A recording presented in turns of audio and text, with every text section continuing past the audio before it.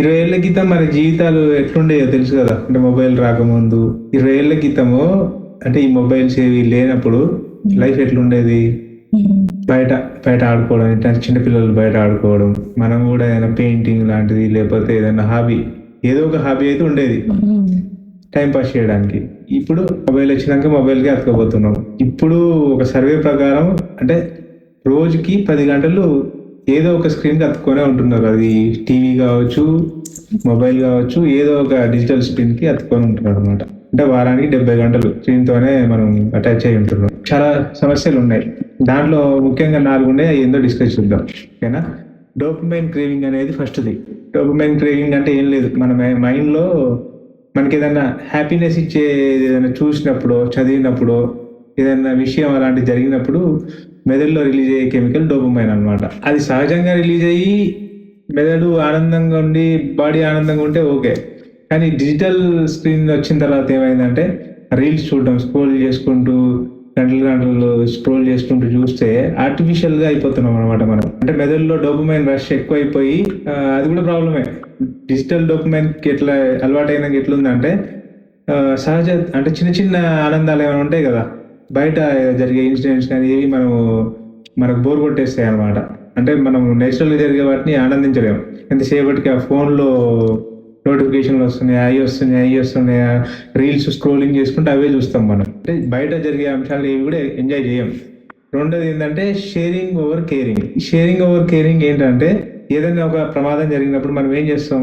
ముందు పోయి ఆ మనిషికి హెల్ప్ చేయడం, లేకపోతే అక్కడ ఏం కావాలో అది చేయడానికి చూస్తాం. ఇదివరకు రోజుల్లో అయితే. ఇప్పుడేమైంది?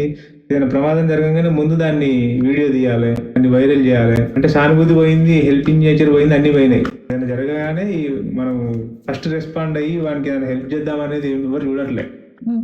అదొక పెద్ద సమస్య అయిందనమాట. అంటే మనము ఏదైనా జరిగినప్పుడు హెల్ప్ చేసే దానికంటే ఎక్కువ దాన్ని కేరింగ్ కంటే ఎక్కువ షేరింగ్ మీదనే మనము దృష్టి పెడుతున్నాం. అదో పెద్ద సమస్య. మూడోది ఏందంటే అనెడోనియా. అనెడోనియా అంటే ఆనందాన్ని కోల్పోవడం అనమాట. సైకియాట్రీ విభాగంలో ఓ ప్రత్యేకమైన అర్థం ఉంది దీనికి. అంటే గతంలో మనకు ఎంతో ఆనందాన్ని ఇచ్చిన అంశాలు గూడా ఇప్పుడు అవి మనకు హ్యాపీనెస్ ఇవ్వవు. దాన్నే అనెడోనియా అంటారనమాట. అయితే జర్నల్ ఆఫ్ ఎఫెక్టివ్ డిజార్డర్స్‌లో కొన్ని పరిశోధనలు ప్రచురితమైనాయి. దాంట్లో ఏందంటే మితిమీరిన స్క్రీన్ టైము, సోషల్ మీడియా వాడకము మనుషులను క్రమంగా అనెడోనియా వైపు నెడుతున్నాయని రాసుందనమాట అందులో. ఎందుకంటే స్క్రీన్‌ల ద్వారా మన మెదడు నిరంతరం ఆర్టిఫిషియల్ హై డోపమైన్ రిలీజ్ అయిపోయి బాగా ఎక్కువ రిలీజ్ అయిపోయి అలసిపోతదనమాట. మన కిక్ ఇప్పుడు స్నేహితులతో మాట్లాడినా బోర్ కొడతది. కుటుంబ సభ్యులతో ఉన్నా ఒంటరిగానే అనిపిస్తది. జీవితం అంతా ఏదో కోల్పోయినట్టు అనిపిస్తదనమాట. ఏది ఈ స్క్రీన్‌కి అలవాటు పడిపోయినంక. నాలుగో సమస్య ఏంటంటే ఈ ఏఐ వచ్చింది ఈ మధ్య కొత్తగా. ఏఐ వచ్చినాక దాని మీదనే డిపెండ్ అయి ఉంటున్నాం.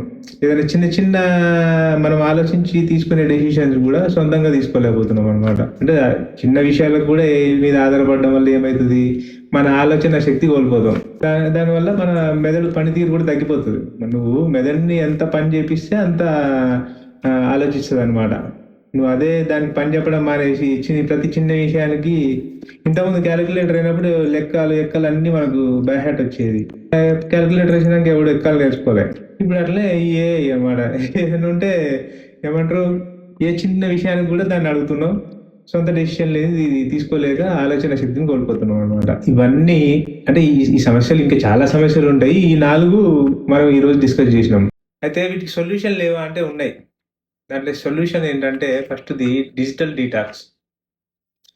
అంటే రోజులో కనీసం 2 గంటల పాటు మొబైల్‌ని దూరంగా పెట్టడం. స్క్రీన్‌కి దూరంగా ఉండడానికి ట్రై చేయాలనమాట. రెండోదేంటంటే హాబీలను మనం అలవాటు చేసుకోవాలి. హాబీలంటే మనకు ఏదైతే ఇంట్రెస్టెస్ ఉంటాయో ఇవంటే పుస్తకాలు చదివేటివి కొంతమందికి ఇంట్రెస్ట్ ఉంటది. తోట పని చేస్తారు కొంతమంది. లేకపోతే ఫ్రెండ్స్‌తోని మాట్లాడతారు. చిన్న పిల్లలతో ఆడుకుంటారు. ఇవన్నీ ఏదైనా చేయొచ్చు. మూడోదేంటంటే మైండ్‌ఫుల్‌నెస్.